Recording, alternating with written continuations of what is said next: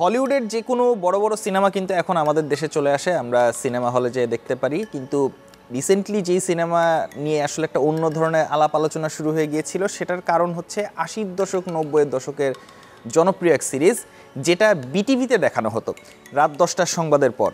সেই সিরিজ নিয়ে আমাদের আসলে যারা সিনিয়র জেনারেশন আছেন বা আরও অনেকে, তাদের একটা অন্যরকম আকর্ষণ, এবং সিরিজটাও খুবই জনপ্রিয় ছিল। সেই সিরিজের নাম দ্য ফল গাই, এবং একই নাম নিয়ে এবং সেই কাহিনীটার ওপরে কিছুটা বেস করে যে এই সিনেমা নির্মাণ করা হয়েছে দ্য ফল গাই, বেশ বড় বড় তারকাকে নিয়ে বানানো সিনেমা। সেটি কিন্তু বাংলাদেশে মুক্তি পেয়ে গেছে ইন্টারন্যাশনাল রিলিজের একদিন আগে, এরকম খবর পড়েছিলাম।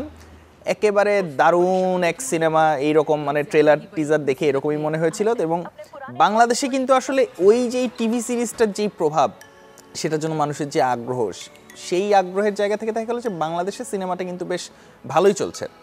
সিনেমা চলার খবর তো অনেক রকম দিলাম, কিন্তু ইন্টারন্যাশনাল মার্কেটে এই সিনেমা ততটা চলতে পারেনি রায়ান গসলিং এবং এমিলি ব্লান্ট থাকা সত্ত্বেও। কিন্তু সিনেমার কাহিনী বলেন বা সামগ্রিকভাবে সিনেমার যে নির্মাণ, সেটা কিন্তু মোটামুটি বেশ প্রশংসিত হয়েছে। রায়ান গসলিং এই সিনেমায় অভিনয় করেছেন একজন স্টান্টম্যানের চরিত্রে। চলুন সিনেমার গল্পটা একটু হালকা পাতলা বলা যাক।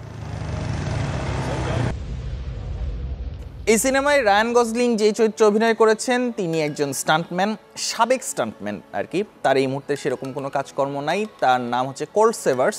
কেন কাজকর্ম নাই? কারণ স্টান্টম্যানদের কাজটা আসলে খুবই বিপজ্জনক টাইপের হয়ে থাকে, এবং খুবই বিপজ্জনক একটা স্টান্টের কাজ করার সময় সে খুবই বড় ধরনের একটা আঘাত পায়, ইনজুরি হয়, এবং সেই ইনজুরির কারণে আসলে সে মানে দেখা যাচ্ছে সে স্টান্টম্যানের কাজ করতে পারছে না।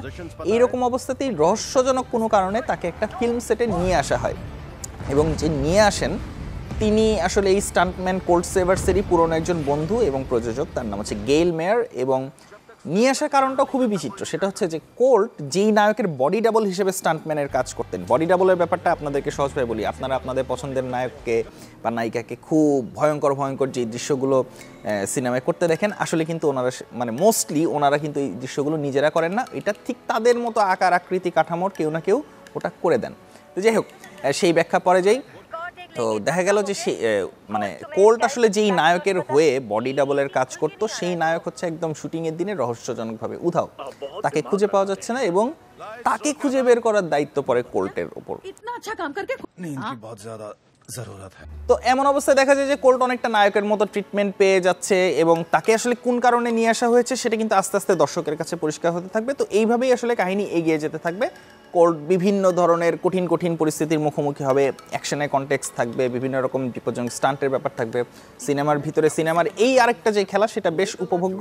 এবং রায়ান গসলিং এবং এমিলি ব্লান্টের মধ্যেকার আসলে যেই বলা যেতে পারে যে কেমিস্ট্রির ব্যাপারটা, সেটাও কিন্তু এখানে বেশ জমে গেছে। কারণ বারবি সিনেমাতে রায়ান গসলিং রিসেন্টলি যে এরকম মানে খুবই বারবি তো দারুণ একটা হিট সিনেমা হয়েছে, কিন্তু এই সিনেমাটা কিন্তু ততটা সাফল্য পায়নি। কিন্তু বারবিতে রায়ান গসলিং ঠিক যেমন তার ক্যারেক্টার ছিল সেইভাবে নিজেকে রিপ্রেজেন্ট করেছেন, এবং এই সিনেমাতেও একেবারে বলা যেতে পারে যে তার যেটা দরকার ছিল এত নিখুঁতভাবে তিনি এসেছেন, যে এরকম একটা action romantic, typical action romantic সিনেমার জন্য কিন্তু মানে যারা একদম খুবই গুরুগম্ভীর ক্রিটিক আছেন, তারাও কিন্তু বেশ প্রশংসা করেছেন।